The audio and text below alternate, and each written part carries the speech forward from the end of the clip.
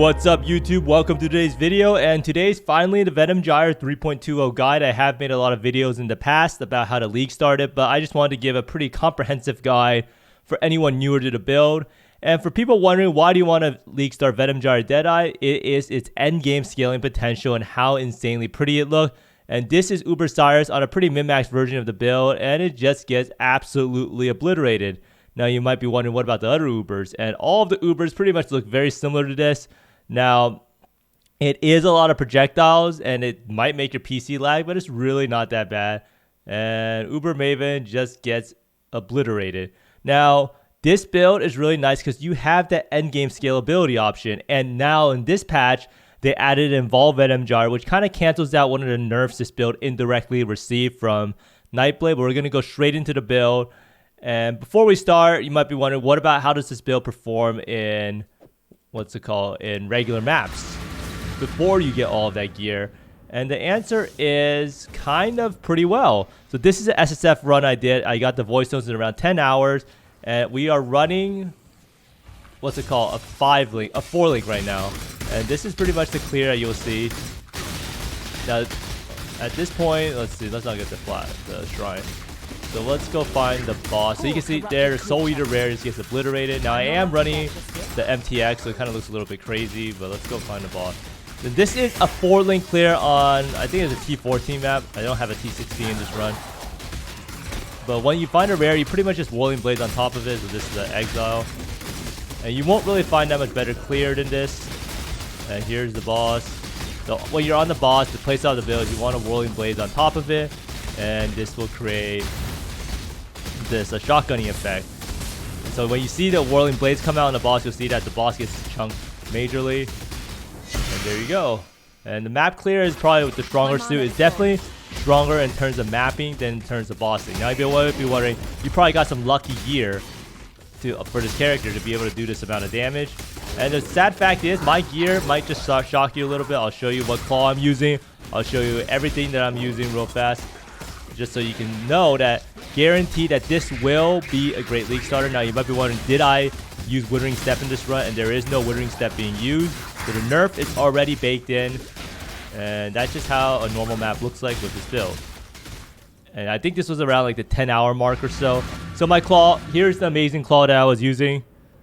Here's the shield, the helmet, the chest, the ring, the hoop of all I found, the belt, and boots and gloves. So with a little bit of investment, you can probably quadruple the damage with league start gear at around 10 to 12 hours if you actually bought some items from trade site. So hopefully that gets you a little bit interested in the build and its capabilities in SSF with absolutely dog shit gear. And I was really surprised at how popular Venom Gyre was last league at League Start. I did make the guide pretty late like I am doing right now, and it actually got up to the top on PoE Ninja. And this is actually very, very surprising. You get Righteous Fire, Lightning Strike, Vol Lightning Strike, Poisonous Concoction, and then Venom Gyres over here.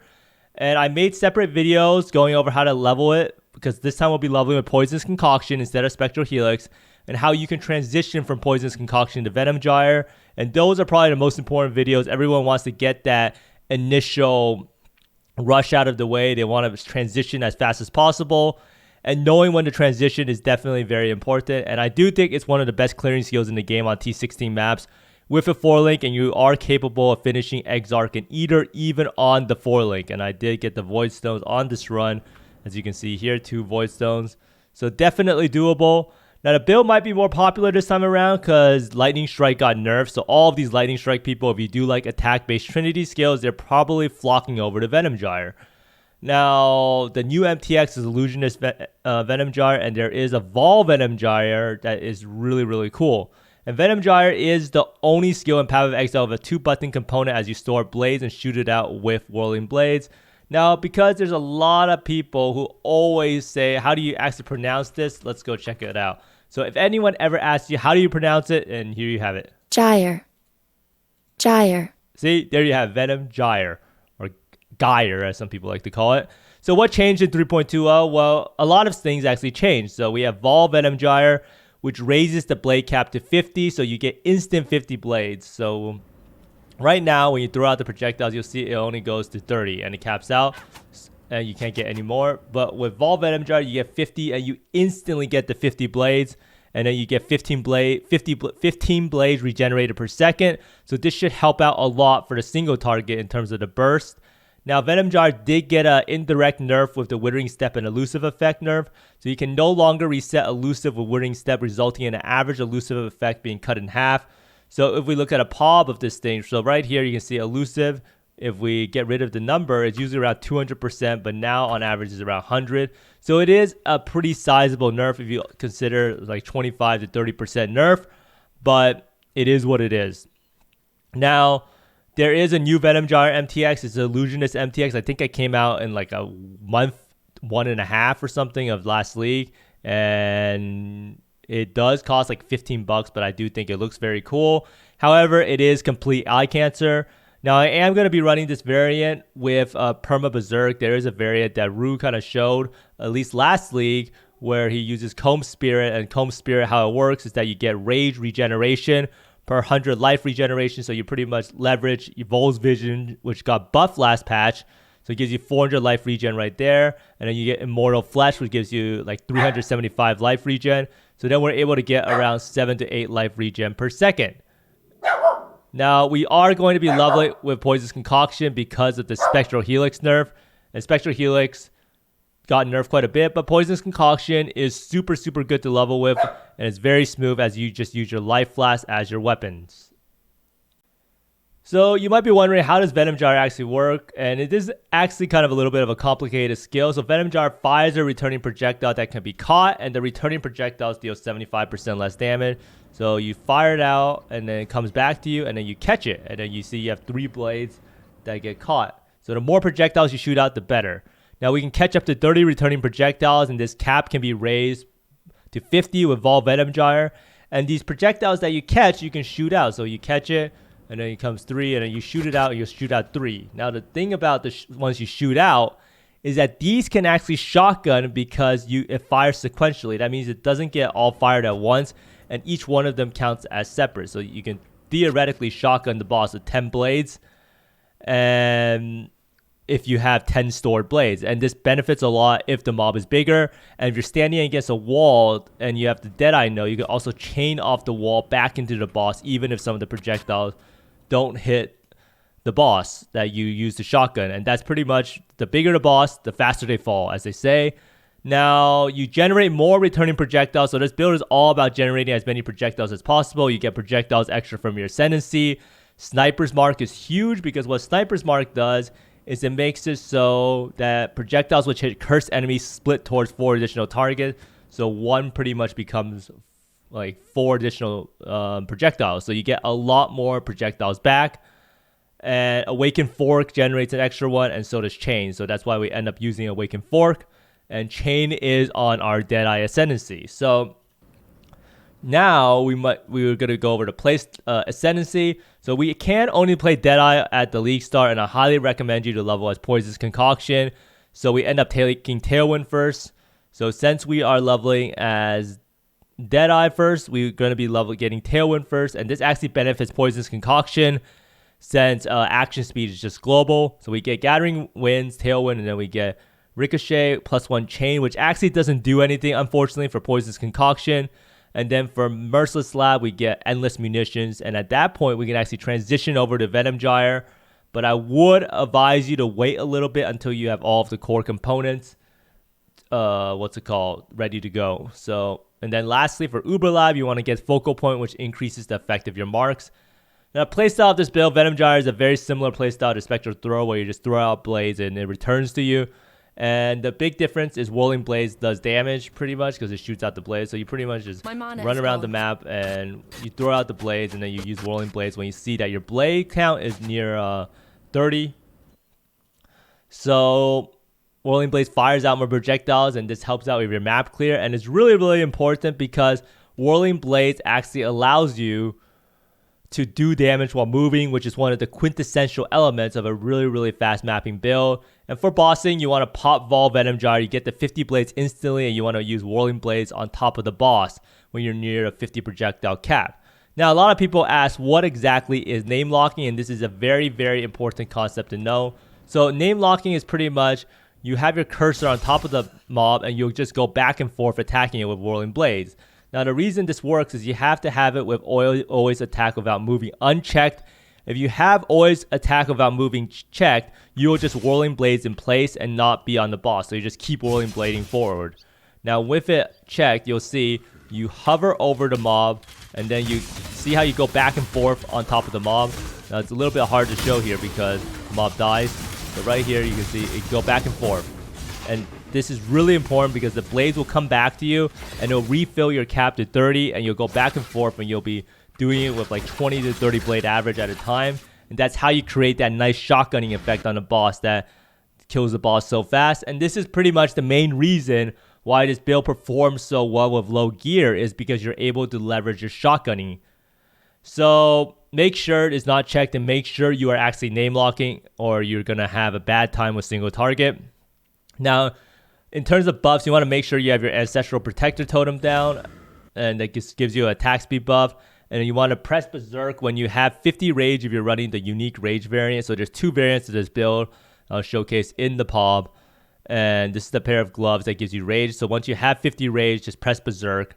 And that should grant you a lot of clear speed, survivability, and damage increase.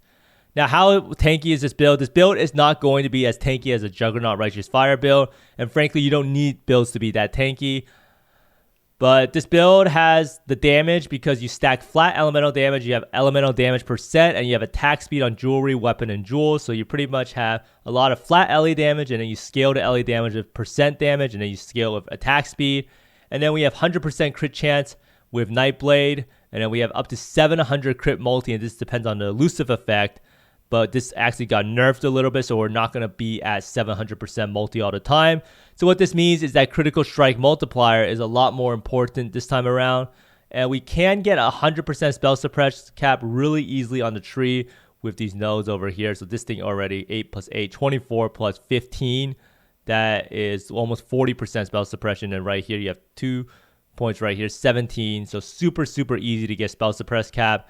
And we can run Determination or Grace as defensive auras. I have tinkered around with them both. I do think Determination is the better aura because it allows you to use cast one damage, take a Molten Shell. Elusive effect also grants you 35% chance to avoid all damage from hits. So this is another layer of defense on top. So you have block, you have evasion, and you have elusive effect. Now, this build's main defense benefit I do think is insane leech rate for an amount of projectiles and claw life gain on hit. So you want to be using an Imperial Claw that gives you 46 life gain for each enemy hit by attacks.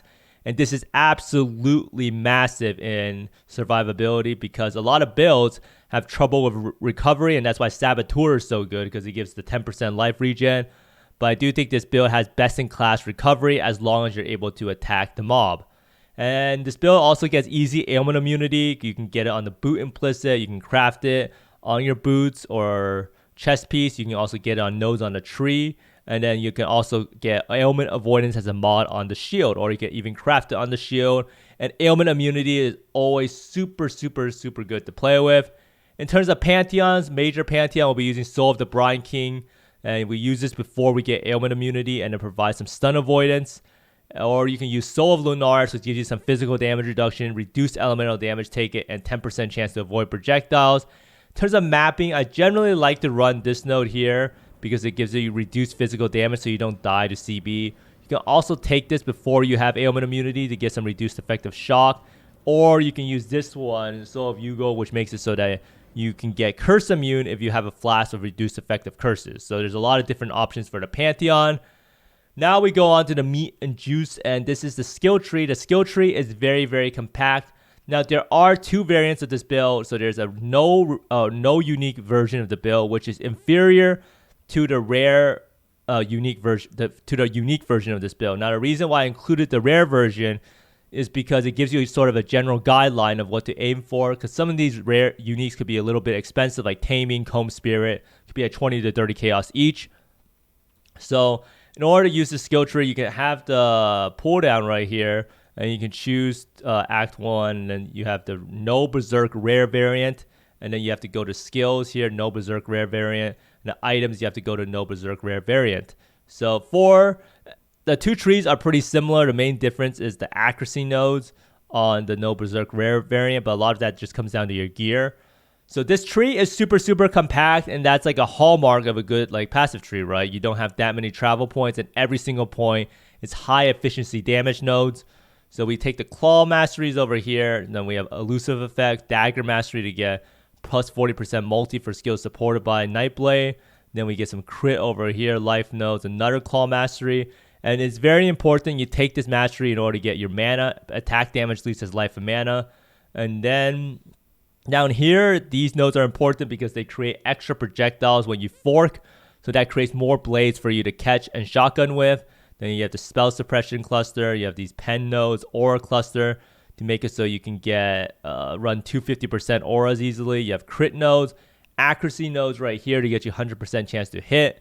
And then you have more elemental damage nodes, the crit nodes over here, more projectile speed for the clear, and point blank, this thing gives you culling over here and frenzy charge generation on bosses. And point blank is a 30% more damage multiplier.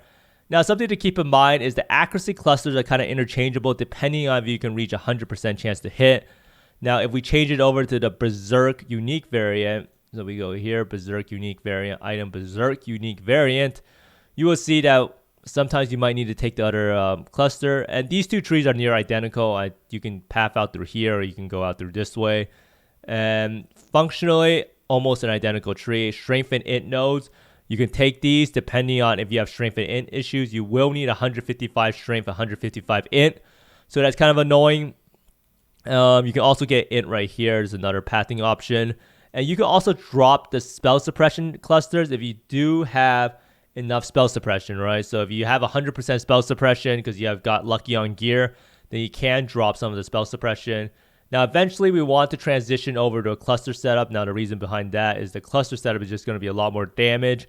We have Feat the Fury, Martial Prowess, and then you want to get Fuel the Fight, which helps out with our mana leech, and Feat the Fury does our life leech. And then the reason why the cluster setup is OP, you get a lot of jewels that allow you to stack crit multi. You'll see our crit multi is a little bit low with the elusive effect nerf. Since before, if you didn't have that, our crit multi is at 666%. So crit multi stacking on jewels is pretty useful. And the medium clusters are just really overpowered. It gives you 30% projectile damage, attack, and cast speed, 8% attack, cast speed, and like 60% projectile damage. So you can see this node here is around 6% damage increase, which is absolutely huge. So this is pretty much the tree. You have the No Berserk rare variant, then you want to go to the Berserk unique variant, and then make sure to switch the items up to make sure you can see what's going on. And the skills are a little bit different because we aren't going to be running Berserk unless you have the Berserk variant. So skill gems, pretty simple. Auras, we're running Wrath and Anger and Precision. Last time around, we were running Defiance Banner, but I decided to drop it because it's really annoying to try to get 100% chance to hit, and Precision allows you to do that. You could drop it for Defiance Banner once you get the hits can't be evaded claw, but that's really far down the line. And Anger, I would drop for Determination. As soon as you feel like your survivability is lacking, I would run Determination over Anger. Anger is only something you should run early game, and once you get to like red maps and stuff, you should definitely run Determination so you can leverage cast 1 damage, take a Molten Shell. Movement skill, Whirling Blaze, cast on crit, Flame Wall, Tornado. So Flame Wall and Tornado is super important in order to create the, what's it called? The shotgunning effect. The Tornado is something else the projectiles can chain off of or fork off of. So it's super nice. And then Flame Wall makes it so we get some extra flat damage. And it should usually be going through the Flame Wall. So you can see here, Flame Wall, actually like a 10% damage increase or so. So super useful.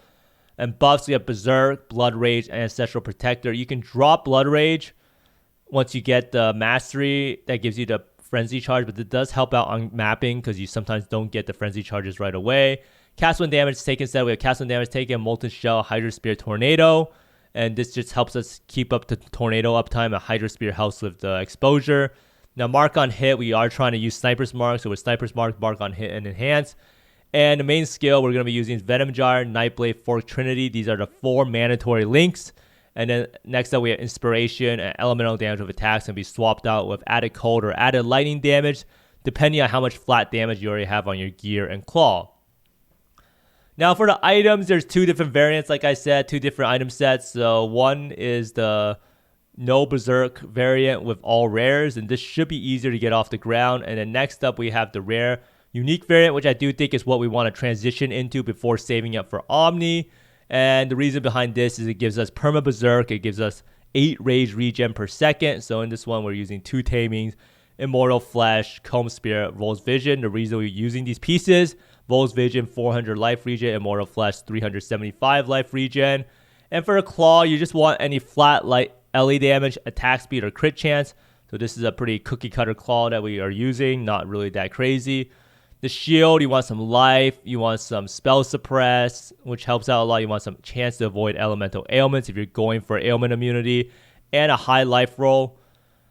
The chest piece, we're looking for life again, spell suppress, physical damage reduction is also really good on a suffix. And we want to have this Gravicious Craft. It does help out a lot in survivability. So it gives us like physical damage taken as fire and lightning damage. And for the Eldritch Implicits, we want increased effect of non-cursed auras, and Wrath has increased aura effect. Now the gloves. For the rare variant, I think we just go with, you do get, Rage on hit. But you can literally just go for life and resist gloves, and it's pretty good. But for this one, for the Berserk variant, we are just going for Comb Spirit, nothing too special. For the boots, another item with life, resist, trying to make up the strength and int to make sure we can use our auras. And move speed, of course. Move speed, while it cannot be chilled, is really good. Move speed onslaught is also really good. And most importantly, we want to try to get Brittle Ground. It's pretty common on the Eldritch Implicit. So what Brittle Ground does is this actually gets scaled by ailment effects. So if we actually take these nodes over here, so right here, you can get ailment effects. So on this thing, we can get 40% increased effect. And if you get like 50% increased effect of non-damaging ailments, then you will see that the Brittle Ground will go from 2 to 3%. So that gives you like 1% base crit on your skill. So let's go test it out real fast. So say you get this thing right here, 40% increased effect of non-damaging ailments. You can already see it goes up to 97.47%. So we should probably take this node on this tree if we're using the Brittle Ground boots. Now, next up, we have the Amulet. Amulet, you pretty much want to fix your attribute issues. You want to get as much flat damage as possible. Crit multi is really good now. And then any resist, and then craft on life. Divine Judgment is a really, really cheap anoint. And it's just a black oil, Tio and Sepia. And it's 50% increased elemental damage. Is usually unbeatable. Now, next up, what other items do we have? We have 2 tamings. Now, if you go for the rare variant, I think the tamings are pretty cheap now because Barracks Respite got nerfed a lot in terms of rarity. We get life, you can get accuracy, you can get resist, and flat damage. And you can also try to craft on an Elrion ring, so it's up to you. You can run 1 rare ring, 1 taming. Just put the taming in because it's easy. It gives you a lot of resist, and it's also really, really insane for damage. So those are pretty much all of the items. Now, Comb Spirit. So these are Immortal Flesh and Vol's Vision. Now, in terms of how you actually craft the claw, you want to use essences. And the same for the rings. You want to use essences to get flat LE damage. You can also set up a live search. But most claws, and how I made a lot of money in the game, is literally just putting essence on the map, having Imperial Claw in your filter, and then essence spamming them until you get something good. Now, for when you want to transition to clusters that you do want to transition as soon as you can afford the clusters, you want to get clusters that have Phantom Blade. What Phantom Blade does... Well, you don't really have Phantom Blades here, but Phantom Blades gives you +1 projectile, so it gives you more shotgunning, better clear. Feed to Fury is just something that's really, really good. It gives you 30% attack damage and like 15% attack speed. Wind Up actually allows us to get power charges, so that's something to keep in mind. So Wind Up, you have 10% chance to gain a power charge on non-crit strikes, and with how much we attack, we should be able to get power charges up. And Martial Prowess is just a really good, just a really powerful node. It gives you attack damage, attack speed, and accuracy rating too, which does help out a bit. But the crown and jewel of using the cluster setup is using these medium clusters with Eye to Eye Repeater. Eye to Eye, 60% damage, and Repeater, 30% damage, and 8% attack and cast speed. So really insane. Now, for what jewels you want to put on the end of these, you can see you can choose like a Viridian jewel that gives you attack speed, with claws, life, or you can choose an Abyss jewel like right here, which gives you flat damage and a lot of flat damage. So it really just comes down to what you want to have. But in the end, you kind of need to balance it out between what you have. So if you have too much flat damage is going to be less valuable than percent damage or crit multi. But crit multi is something I would really prioritize, as the Nightblade nerf makes it so that crit multi is much higher. Now, unique jewels, Mantra of Flames is removed from the game, unfortunately. You could try to use Inspire Learning, but it's probably trash now. With the Arch Nemesis change, there is also a new unique jewel for ailment immunity that makes it so that if you have 100% chance to avoid shock, then you are immune to all ailments, but we're not really sure how expensive that is. Now, flasks are generally very important. You want to have one life flask with corrupted blood immunity, and this is your, oh shit, I can't attack the boss to leech. I need to regen life button. Utility flask, we're using diamond flask, jade flask, granite flask, and quartz flask. You might be wondering, why don't you have a quicksilver flask? The reason we don't have a quicksilver flask is we're pretty much using whirling blades to get around the map, so no need for quicksilver flask. Prefixes, we can go charges when hit, so every single time we get hit by an ability, we gain 2 charges back.